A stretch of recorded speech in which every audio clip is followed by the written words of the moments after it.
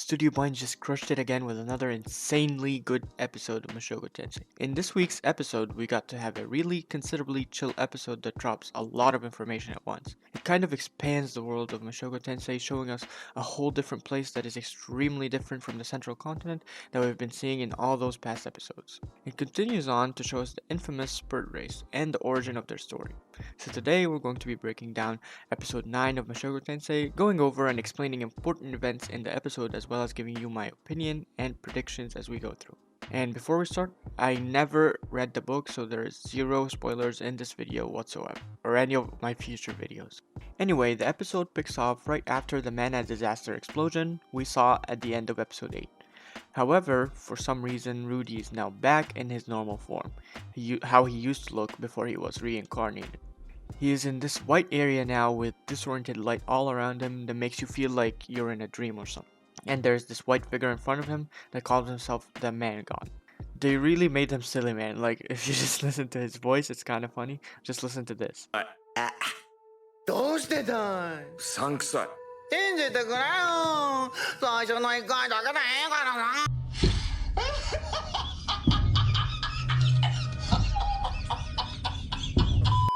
Anyways, so this man god explains to him that he isn't the one who brought him into this world, and he doesn't have the ability to even take him back to his original one. It was the dragon god who reincarnated him. And for some reason, the man god dude is telling Rudy to trust the man he's about to meet when he wakes up, because that man will help him. And if he doesn't trust him and help him, he will die, pretty much. Which is really kind of weird in my opinion. Not only does the dragon dude take him here, but the man god is trying to help him. It kind of got me thinking that maybe they're trying to get Rudy to be so strong that he could get rid of the demon god again for them. I don't know, I'm not sure. It's just a wild thought. Let me know what you think of that in the comments below. Anyway, so naturally, Rudy doesn't trust him at all. And the reason why I say naturally is because what we saw in the first episode and how his previous life had been. If this shit happened to me, man, I wouldn't trust anyone anymore. Anyways, he convinces him to trust him or he will die, so Rudy just says fine and he returns to the normal world. When Rudy wakes up, he finds out that only him and Eris were transported into the demon continent, and the man who saved him is a spirit called Ruijeld. Oh my god. That clan that everyone is scared of and people tell their kids scary stories of and so on. But he listens to the man god and trusts the spirit dude because he doesn't want to die. Then Eris wakes up and shows us the normal reaction of any person who meets the spirit. It's kinda there to show you how different Rudy is to normal people in this world, because he doesn't have that belief of the spirits being so evil because he came from a different world. It's not like rooted in him. So she almost shit herself. Then they became friends with him almost instantly.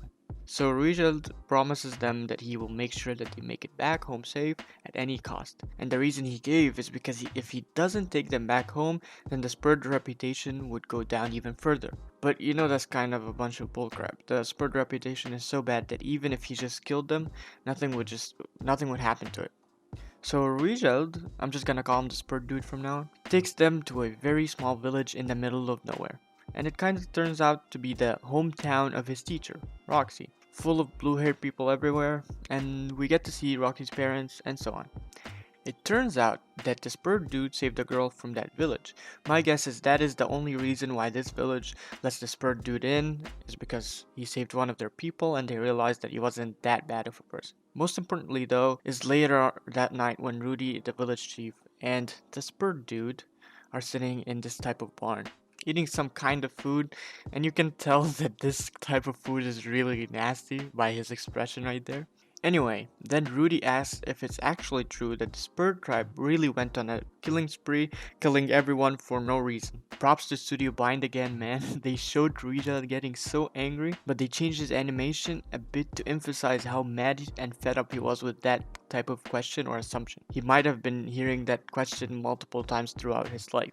You can see him clenching his teeth together and the rough edges of his shadows moving around as he turns his face towards him. They just come together to really show you how truly angry he is. I don't know, man, this studio's animation team is just really good. Anyways, so after that he explains the real story behind the reputation of the Spirit tribe. He explains that the hero called Laplace came to their tribe and showed them incredible new spears. He described them as unbeatable spears. They were extremely strong, but there was a catch, as there is with any free thing in this world. The spears began to change them, cursing them to fight anyone or anything that came in their way, even their own allies. And as the curse grew stronger, it got to a point where they started to even kill their own friends and families. So Ruija's the Spurt dude's son gave his life in order to save his father from that curse. Which kinda gets me thinking that, what if the reason he has a soft spot for kids is that his children all died because of him during his curse state? He might have went around killing all of his children. And it turns out that he is the leader of the Spurt tribe's warriors, so he took on the responsibility to clear the tribe's name, and Rudy then promises him that he will try to help him to do that. So far, it is very unclear whether or not there are any more Spurs still out there, especially the ones that are free from the curse. I feel like we might see one later on in a distant episode, maybe next season or something, most likely as a cursed one. After that, they start moving again the next morning, heading back to the central continent for them to get back home. Just what an incredible episode. Not a lot happened, but we got to hear a lot of new information about the world. Now, I personally cannot wait for an action episode, since we really didn't see any actual fighting or real fighting so far. I feel like an action-packed episode will be coming soon. While they are on their way to the central continent, they will most likely have to fight more monsters, maybe even dragons, or maybe a really strong warrior who wants to get rid of the Spurd. That would be so cool in my opinion. That's how the episode ends. For this Sunday's episode 10, I feel like we might get to see that little demon lord child, since she's most likely in the demon continent and she's on her way to the central continent to investigate the mana disaster. And then we will start to see Twitter people just trying to cancel the show for no reason as usual, and just us normal people just sitting there trying to enjoy a goddamn episode of a good show. Anyway, if you enjoyed my first ever video, be sure to subscribe and click on the bell to get notified whenever I upload another anime video. And let me know what you think of the quality of this video in the comments below. Was it bad? Was it okay? Was it good? Just let me know. So thank you for watching. I'll see you in the next episode. Bye.